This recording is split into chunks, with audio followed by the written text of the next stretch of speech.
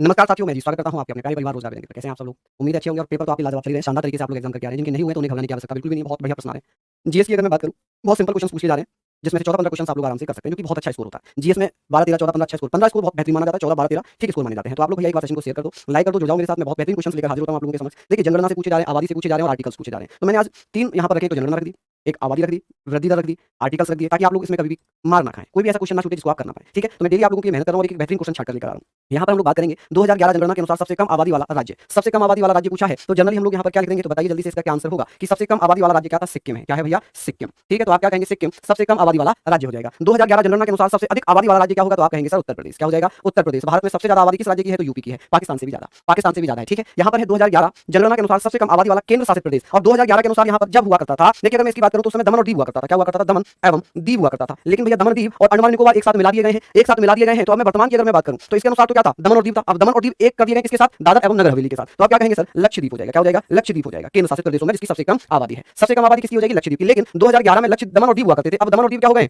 दमन एवं दीव दादर नगर हवेली के साथ मिला दिया गया। किसके साथ? दादर नगर हवेली और दमन दीव, दमन दीव। अब इनको एक कर दिया गया, इनकी संख्या बढ़ी है, लक्षद्वीप की कम है। अगला है 2011 जनगणना के अनुसार सबसे ज्यादा आबादी वाला केंद्र शासित प्रदेश। तो सबसे ज्यादा केंद्र शासित प्रदेशों में जो जनसंख्या है वो दिल्ली की है। किसकी है? दिल्ली की। अब यहाँ पर आता है जनसंख्या घनत्व, पॉपुलेशन डेंसिटी। तो ये भी बहुत अच्छे क्वेश्चन है जो पूछे जाते हैं आप लोगों से। यहाँ पर पूछा है, एक बार सेशन को थोड़ा सा लाइक शेयर जरूर करें कि 2011 जनगणना के अनुसार सबसे कम जनसंख्या घनत्व किस राज्य का है? सबसे कम यानी कि माइनस में चल रहा है, माइनस में चल रहा है। तो आप क्या कहेंगे सर? सबसे कम किसका है? जनसंख्या घनत्व पूछा है, जनसंख्या घनत्व पूछा है सबसे कम। तो आप कहेंगे सर अरुणाचल का है। किसका है? अरुणाचल का कितना है बेटा? अरुणाचल प्रदेश में कितने? तो आप कहेंगे 17 व्यक्ति पर किलोमीटर स्क्वायर, यानी कि 1 किलोमीटर एरिया में लगभग 17 आदमी है। कितने? 17th पर्सन है। अब सबसे अधिक जनसंख्या घनत्व पूछा है, तो आप कहेंगे सर कहां का है? बिहार का। बिहार में कितने हैं? 1 किलोमीटर में 1006 पर्सन पर किलोमीटर स्क्वायर, यानी कि 1 किलोमीटर के एरिया में 1106 व्यक्ति निवास करते हैं। तो सबसे ज्यादा किसका हो जाएगा? बिहार का हो जाएगा। ये क्वेश्चन बहुत सिंपल दिख रहे होंगे, लेकिन जब हमारा एग्जाम होता है ना तो वहां पर भूल जाते हैं ये सारी चीजें, वहां हमारा सारा दिमाग गायब हो जाता है। चलिए, 2011 के अनुसार भारत की सबसे कम दशकीय वृद्धि दर वाला राज्य, मतलब 10 सालों में 10 इयर्स में सबसे कम वृद्धि किस राज्य में हुई है? तो आप क्या कहेंगे भैया? सबसे कम वृद्धि पूछी है, तो आप लोग जल्दी जल्दी से बताइए कि सर इसका क्या आंसर होगा। आप कहेंगे सर नागालैंड है। क्या है? नागालैंड है। और नागालैंड की अगर मैं बात करूं तो यहाँ पर माइनस में है 0.5। तो आप कहेंगे सर इसका क्या हो जाएगा? तो यहाँ पर होगा, आप लोग ध्यान रखना कि माइनस 0.58% माइनस में चल रही है जनसंख्या वृद्धि। कहाँ की? नागालैंड की। दशकीय का मतलब होता है 10 साल की वृद्धि, 10 साल की। भारत की अगर पूछेगा तो आप कहेंगे भारत में कितना चल रहा है? भारत का बता दीजिए जल्दी से ना बेटा, 0.6 नहीं 58 है। ठीक है, अब यहाँ पर मैं बात करूँ लगभग में लिख सकते हैं इसको 6, 0.6। ठीक है, हम यहाँ पर बात करेंगे 2011 की जनगणना के अनुसार भारत की सबसे अधिक दशकीय वृद्धि दर वाला राज्य कौन सा है? तो मेघालय है। कौन सा है? मेघालय। मेघालय में जनसंख्या वृद्धि दर बहुत ज्यादा बढ़ी है। और कितनी बढ़ी है आप लोग बताइए? तो आप कहेंगे सर 27.95% वृद्धि हुई है। ठीक है, क्या हुई? वृद्धि। और ये क्या हुआ है? डिक्रीज। नीचे का मतलब होता है कम होना, ऊपर का मतलब होता है वृद्धि होना। भारत की जनसंख्या की मौजूदा वार्षिक वृद्धि दर कितनी है? बताइए। अगर यहाँ पर पूछेगा कि सर भारत की वार्षिक वृद्धि दर कितनी है, तो वार्षिक वृद्धि दर पहले कितनी थी, वर्तमान में कितनी है? पहले कितनी थी? तो आप कहेंगे सर पहले थी 1.97%, वर्तमान में कितनी है? यानी कि अभी कम हुई है 1.64%। कितनी है भैया? 1.46%। यही आपका आंसर है। पहले कितनी थी? 1.97% थी, वर्तमान में कितनी है? तो 1.64%। ठीक है, चलिए आगे चलते हैं। सातवाहन वंश का संस्थापक कौन है? सिमुक है। कौन है? सिमुक है। ये पूछा जाता है प्रश्न, सिमुक है। ब्रह्म समाज के संस्थापक कौन है? 1828 में ब्रह्म समाज की स्थापना हुई है राजा राम मोहन राय के द्वारा। किसके द्वारा? राजा राम मोहन राय, मोहन राय। अब यहाँ पर हम बात करें, राजा जो है ये इनकी उपाधि है। ये क्या है? इनकी उपाधि है। और ये उपाधि किसने दी थी? अकबर सेकंड ने। किसने? अकबर सेकंड ने ये उपाधि दी थी। ठीक है, उपाधि किसने दी? अकबर सेकंड ने। नेक्स्ट, अच्छा यहाँ से क्वेश्चन और पूछा जा सकता है कि सर आत्मीय सभा की स्थापना किसने की थी? तो 1815 में बनाई गई थी। ये भी राजा राम मोहन राय के द्वारा। किसके द्वारा? राजा राम मोहन राय, मोहन राय। ठीक है जी, चलिए नेक्स्ट है रामकृष्ण मिशन के संस्थापक। अच्छे क्वेश्चन है, नॉर्मल क्वेश्चन है, लेकिन आप लोग यहाँ पर ध्यान रखें कि सर 1897 में रामकृष्ण मिशन की स्थापना की थी स्वामी विवेकानंद ने। किसने? स्वामी विवेकानंद। ठीक है जी, अच्छा इनका मूल नाम पूछ ले, मूल नाम। कहां पर हुई है इसकी स्थापना? ये भैया कलकत्ता में जगह पड़ती है बेलूर। कौन सी? बेलूर या बेलूर जगह है, बेलूर। ठीक है जी, कौन सी जगह है? तो आप कहेंगे सर बेलूर या बेलूर जगह है। और ये कहां पड़ती है? कलकत्ता में। ठीक है, साउथ इंडिया में चले जाना। मूल नाम था नरेंद्र नाथ दत्त। क्या नाम था इनका? नरेंद्र नाथ दत्त। इन्हें स्वामी विवेकानंद जो नाम है किसने दिया था? तो आप कहेंगे सर खेतड़ी के महाराज ने। किसने? खेतड़ी के महाराज ने। किसने बच्चों? खेतड़ी के महाराज ने।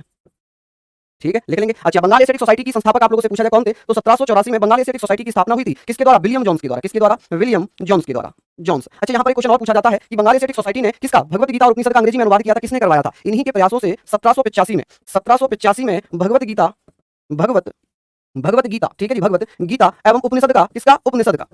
उपनिषद का अंग्रेजी अनुवाद किसने किया था? आप क्या कहेंगे? अंग्रेजी अनुवाद किसने किया था? बताइए जल्दी से। तो चार्ल्स विल्किंस ने। किसने? चार्ल्स विल्किंस ने, विल्किंस। ठीक है जी, चार्ल्स विल्किंस ने अंग्रेजी अनुवाद किया था। अब बात करें सत्यशोधक समाज की, संस्थापक कौन था भैया? तो आप कहेंगे सर 1873 में इसकी स्थापना हो जाती है। किसके द्वारा? ज्योतिबा फूले के द्वारा। किसके द्वारा? ज्योतिबा फूले। इन्होंने क्या किया? इन्होंने महाराष्ट्र में जो मैली आंदोलन चल रहा था उसका समर्थन किया, और इन्होंने ही क्या किया? एक किताब लिखी। उस किताब का नाम क्या था? तो आप कहेंगे सर 1872 में गुलामगिरी पुस्तक लिखी है।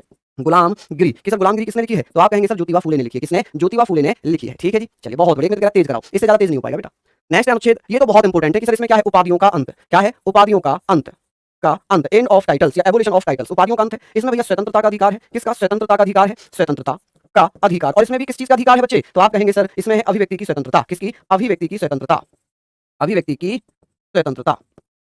अनुच्छेद 54 में क्या है? राष्ट्रपति का निर्वाचक मंडल। राष्ट्रपति का निर्वाचक मंडल। अच्छा, इसमें निर्वाचक मंडल में कौन कौन आते हैं? निर्वाचक मंडल आप कहेंगे sir electoral college. Electoral college of president, यानी कि प्रधानमंत्री, प्राइम मिनिस्टर, सॉरी प्रेसिडेंट, राष्ट्रपति, प्रेसिडेंट का जो निर्वाचक मंडल होगा कि कौन कौन इसके निर्वाचन में हिस्सा लेता है।